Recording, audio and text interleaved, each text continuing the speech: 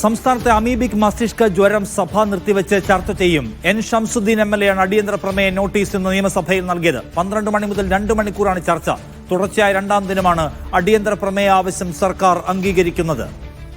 സെയ്ഫ് സൈനുലാബ്ദീൻ കൂടുതൽ വിവരങ്ങളുമായി നിയമസഭയിൽ നിന്ന്. സെയ്ഫ്, ഈ അമീബിക് മസ്തിഷ്ക ജ്വരം ഒരു ഗുരുതര സ്വഭാവമുള്ള രോഗമാണ്. അതിന്റെ ഭാഗമായി ആളുകൾ മരിക്കുന്നത് കേരളത്തിൽ കൂടുതൽ റിപ്പോർട്ട് ചെയ്യപ്പെടുന്നു. അതിൽ ഏത് പോയിന്റ് ഡിസ്കസ് ചെയ്യണമെന്നതാണ് പ്രതിപക്ഷത്തിന്റെ ആവശ്യം?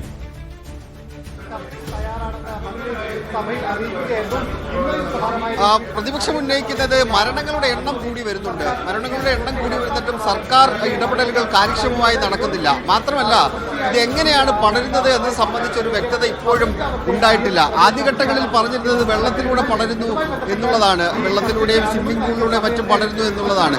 പക്ഷെ അതിനൊരു ആധികാരിക സ്വഭാവത്തിലേക്ക് അത് എത്തിച്ചേർന്നിട്ടില്ല. അതുകൊണ്ട് ഈ വിഷയം സഭ നിർത്തിവെച്ച് ചർച്ച ചെയ്യണമെന്നാണ് പ്രതിപക്ഷം അടിയന്തര പ്രമേയ നോട്ടീസിലൂടെ ആവശ്യപ്പെട്ടത്. അതിൽ ആരോഗ്യമന്ത്രി ശൂന്യവേളയിൽ ഇത് എടുത്ത ഉടനെ തന്നെ ആരോഗ്യമന്ത്രി വ്യക്തമാക്കിയത് ഈ വിഷയം സമൂഹത്തിലാകെ വലിയ ആശങ്കകൾക്ക് വഴിവെച്ചിട്ടുള്ള വിഷയമാണ്.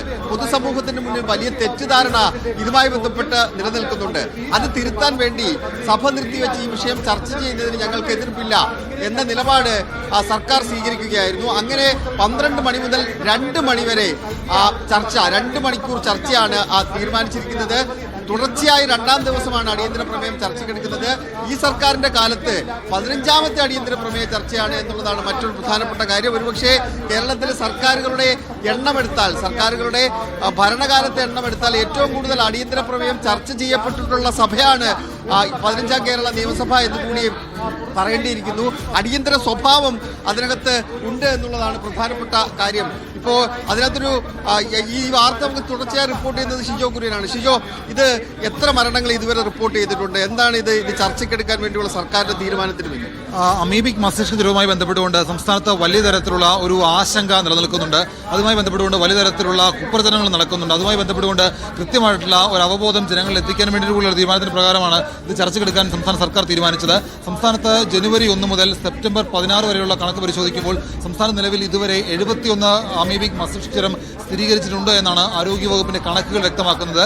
സംസ്ഥാനത്ത് ഈ വർഷം മാത്രമാണ് അമീബിക് മസ്തിഷ്ക ജ്വരം 71 കേസുകൾ സ്ഥിരീകരിച്ചിരിക്കുന്നത്. 19 മരണങ്ങൾ സംഭവിച്ചിട്ടുണ്ട്. അതായത് ഈ മാസത്തിന്റെ ഏതാണ്ട് പകുതി വരെ സംസ്ഥാന സർക്കാർ പറഞ്ഞിരുന്നത് 2 മരണങ്ങൾ മാത്രമാണ് അമീബിക് മസ്തിഷ്ക ജ്വരമായിട്ട് ഉണ്ടായിരുന്നെന്നാണ് കണക്കുകൾ സൂചിപ്പിച്ചിരുന്നത്. എന്നാൽ ഇത് സംബന്ധിച്ച് ചില പൊരുത്തക്കേട് വന്നതോടുകൂടിയാണ് കഴിഞ്ഞ ദിവസം ഈ കണക്കുകൾ തിരുത്തിക്കൊണ്ട് സംസ്ഥാന സർക്കാർ ആരോഗ്യവകുപ്പിന്റെ കൃത്യമായ വെബ്സൈറ്റിൽ കണക്കുകൾ പ്രസിദ്ധീകരിച്ചത്.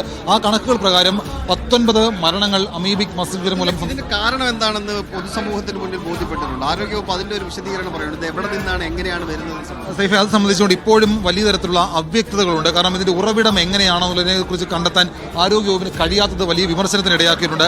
അതുകൊണ്ട് തന്നെയാണ് ആരോഗ്യവകുപ്പ് ഈ വിഷയം ചർച്ചയ്ക്കെടുക്കാമെന്ന് പറയുന്നത്. കാരണം അമീബിക് മസ്തിഷ്ക ജ്വരം സ്ഥിരീകരിക്കുന്നത് പലതരത്തിലാണ്. അതായത് മറ്റ് സംസ്ഥാനങ്ങളുടെ കാര്യങ്ങൾ പറഞ്ഞുകൊണ്ടാണ് സംസ്ഥാന സർക്കാർ ഇതിനെ പ്രതിരോധിക്കുന്നത്. കർണാടകയിലും തമിഴ്നാട്ടിലും സമീപ സംസ്ഥാനങ്ങളിലൊന്നും ഈ കേസുകൾ ഈ ലക്ഷണങ്ങളോടുകൂടി ചികിത്സയ്ക്ക് വരുന്ന ആളുകൾക്ക് അല്ലെങ്കിൽ ആ രോഗികൾക്ക് അമീബിക് മസ്തിഷ്ക പരിശോധന നടത്താറില്ല. അതുകൊണ്ട് അവിടെ കണ്ടെത്തുന്നില്ല എന്നാണ് ആരോഗ്യവകുപ്പ് പറയുന്നത്. എന്നാൽ കേരളത്തിലെ ആശുപത്രികളിൽ പുറത്തു നിന്നുള്ള ആളുകൾ പോലും ഈ ലക്ഷണവുമായിട്ട് ഇവിടേക്ക് വന്നാൽ അവർക്ക് അമീബിക് മസ്തിഷ്ക പരിശോധന നടത്തും. അങ്ങനെ കേസുകൾ കണ്ടുപിടിക്കുന്നുണ്ട് എന്നാണ് ആരോഗ്യവകുപ്പ് പറയുന്നത്. അങ്ങനെ കണ്ടെത്തുന്നതുകൊണ്ടാണ് സംസ്ഥാനത്ത് ഈ വർഷം മാത്രം, കഴിഞ്ഞ വർഷം ഏതാണ്ട് 36 കേസുകൾ മാത്രമാണ് ഉണ്ടായിരുന്നത്. എന്നാൽ ഈ വർഷം ഏതാണ്ട് 10 മാസങ്ങൾ പോലും ആകുന്നില്ല. അതിനിടയിലാണ് ഈ 71 കേസുകൾ സ്ഥിരീകരിക്കുന്നത്. ഈ മാസം മാത്രം ഇതുവരെ, അതായത് കഴിഞ്ഞ സെപ്റ്റംബർ 1 മുതൽ സെപ്റ്റംബർ 17 വരെയുള്ള കണക്കുകൾ പരിശോധിക്കുമ്പോൾ 22 കേസുകളാണ് സംസ്ഥാനത്ത് ഈ മാസം മാത്രം സ്ഥിരീകരിച്ചത്.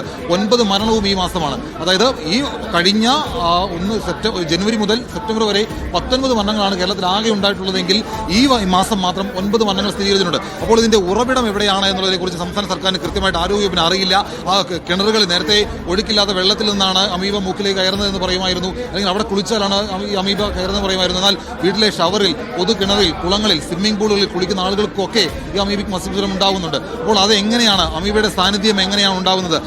അമീബയ്ക്ക് എന്തെങ്കിലും തരത്തിലുള്ള വകഭേദം ഉണ്ടായിട്ടുണ്ടോ?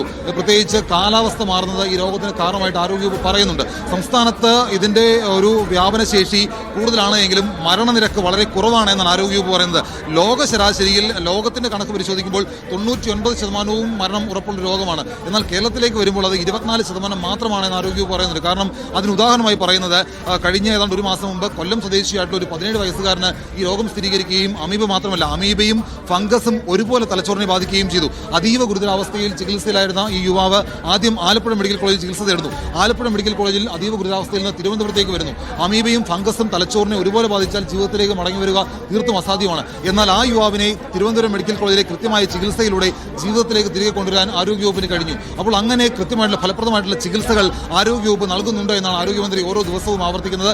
നിലവിൽ എന്തായാലും സംസ്ഥാനത്ത് 26 ആക്റ്റീവ് കേസുകൾ വിവിധ ആശുപത്രികളായിട്ട് ചികിത്സയിൽ കഴിയുന്നുണ്ട്. Thiruvananthapuram medical college, Kozhikode medical college, Thrissur medical college, Palakkad, അങ്ങനെ വിവിധ ആശുപത്രികളായിട്ട് 26 ആക്റ്റീവ് കേസുകളാണുള്ളത്. അപ്പോൾ ഈ രോഗവുമായി ബന്ധപ്പെട്ടുകൊണ്ട് സമൂഹത്തിൽ പ്രചരിക്കുന്ന ഒരു തെറ്റായ കാര്യങ്ങൾ അത് കൃത്യമായിട്ട് ചർച്ച ചെയ്തു പോകണം. സംസ്ഥാനത്ത് കൃത്യമായിട്ട് അതിന്റെ പരിശോധനകൾ നടക്കുന്നുണ്ട്. ഇതിന്റെ ഉറവിടം കണ്ടെത്തുന്ന കാര്യത്തിനകത്ത് പലതരത്തിലുള്ള പരിശോധനയും പഠന റിപ്പോർട്ടുകളുമൊക്കെ സംസ്ഥാന സർക്കാരിന് മുമ്പാകെയുണ്ട്. അതിനും അപ്പുറത്തേക്ക് നമുക്ക് ആരോഗ്യമന്ത്രി ഫേസ്ബുക്ക് പോസ്റ്റ് കൂടിയാണ് വായിക്കേണ്ടത്.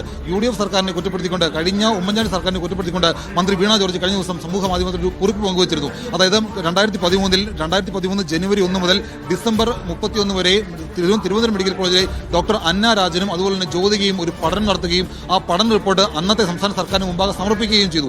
എന്നാൽ സംസ്ഥാന സർക്കാർ, അന്നത്തെ UDF സർക്കാർ ആ റിപ്പോർട്ട് പരിശോധിക്കുകയോ പഠിക്കുകയോ ചെയ്തിട്ടില്ല. എന്നാൽ 2018 ഒരു സ്വകാര്യ ജേർണൽ ഈ റിപ്പോർട്ട് പ്രസിദ്ധീകരിക്കുകയാണ് ചെയ്തത്.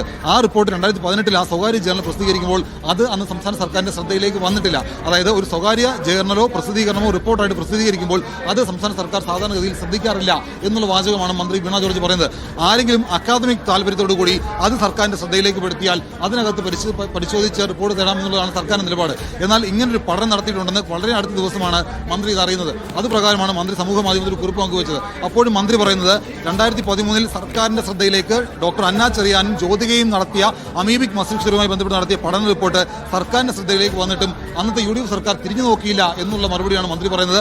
അത് തന്നെയായിരിക്കും ഇന്നത്തെ അടിയന്തര പ്രമേയത്തിൽ UDFനെതിരെ മന്ത്രി വീണ ജോർജ് പറയുക.